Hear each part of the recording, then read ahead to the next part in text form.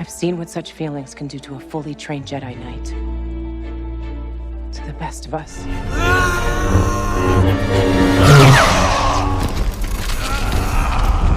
The circle is now complete.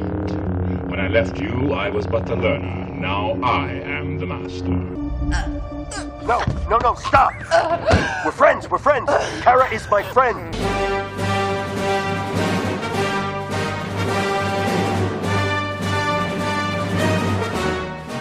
All right, kid. Lift the stone. Grogu. Grogu and I can feel each other's thoughts. Grogu? Yes. Grogu. Do you want this? If he reaches out through the Force, there's a chance a Jedi may sense his presence and come searching for him. Good job, kid. You see that? That's right. I knew you could do it. Holy shit, Baby Yoda has a name. Chapter 13, The Mandalorian Season 2, Episode 5, The Jedi. Spoilers ahead. And yup, Grogu is the name of the child. I guess it's a decent enough name, and Grogu seems thrilled whenever Mando addresses him by his proper name. All the same, after more than a year and 12 previous episodes, he'll always remain Baby Yoda in the eyes of many. In addition to learning that Baby Yoda has a real name, we got some information about his past. Basically, that he was raised in a Jedi temple, he received training from many masters, and that he was ultimately hidden and has since lived in fear, hiding his powers from wandering eyes. The mystery remains, however, as it still feels there is some untold destiny of Grogu. Of course, we learned all of this information from Ahsoka Tano, who made her live-action debut after previously appearing in a pair of animated Star Wars series. Ahsoka isn't interested in training the child, however, due to his close bond with Mando. This being an obvious reference to her mentor, Anakin Skywalker, whose own close bonds led him on a path of darkness that ultimately resulted in him becoming Darth Vader. Is it possible that our beloved Baby Yoda, Grogu, will actually follow a similar path to darkness because of his bond with Mando? I suppose we do have some evidence of this possibility when Grogu was force choking poor Cara Dune. But the interesting point here is that after all of this time spent seeking out Jedi, the child couldn't be arsed to do a simple training drill for Ahsoka. It took his father figure Mando to encourage him to do so, and when Grogu succeeded, Mando was like a proud dad who just watched his kid knock one out of the park. Overall, I thought the episode was well done, although it certainly wasn't my favorite this season, which is somewhat ironic given the fact that this one was more directly tied into Mando's main quest. But for me, it just felt like the introduction of Ahsoka Tano had very little overlap with what we've seen so far in The Mandalorian. Unlike another character who made her live-action debut this season, Bo-Katan.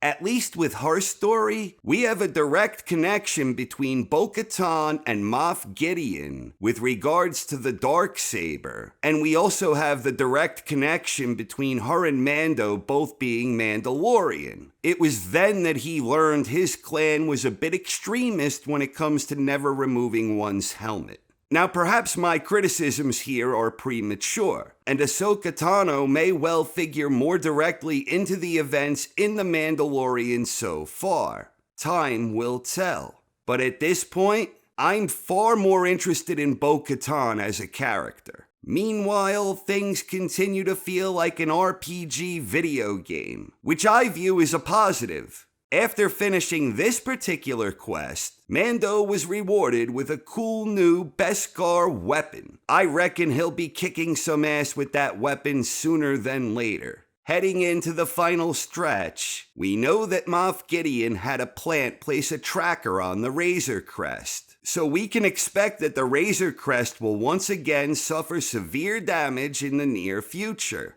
Presumably, Gideon knows exactly where Mando is, and a trap might be forthcoming any moment. Mando is supposed to take Grogu to the Seeing Stone on top of a mountain at some ruins on the planet Tython. Assuming that's Mando's next step in his journey, I'm fully expecting that to be interrupted in some capacity. I continue to maintain that this is all building up to a Season 2 cliffhanger finale where Gideon kidnaps Grogu. But whatever happens, I'm looking forward to the final 3 chapters of the season. This is the way. Thanks for watching, everyone. I hope you enjoyed and have a wonderful night. I cannot train him.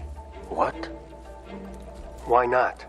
You've seen what he can do. His attachment to you makes him vulnerable to his fears. Don't give in to hate. That leads to the dark side. Give in to your anger. With each passing moment, you make yourself more my servant. I've seen what such feelings can do to a fully trained Jedi Knight. To the best of us. I don't like sand. It's coarse and rough and irritating. He's overly critical. He never listens. He doesn't understand. It's not fair. It's all Obi-Wan's fault. He's jealous. He's holding me back. Here everything is soft and smooth. It's over, Anakin! I have the high ground! You underestimate my power. Don't try it! I've seen what such feelings can do to a fully trained Jedi Knight. To the best of us.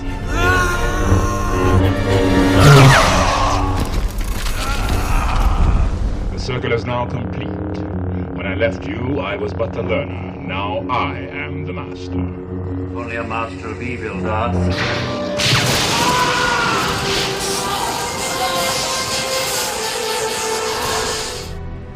It was said that you would destroy the Sith, not join them! Bring balance to the Force, not leave it in darkness!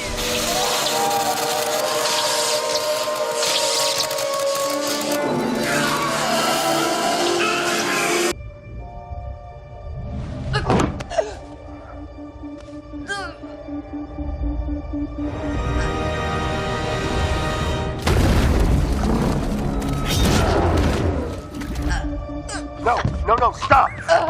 We're friends. Kara is my friend.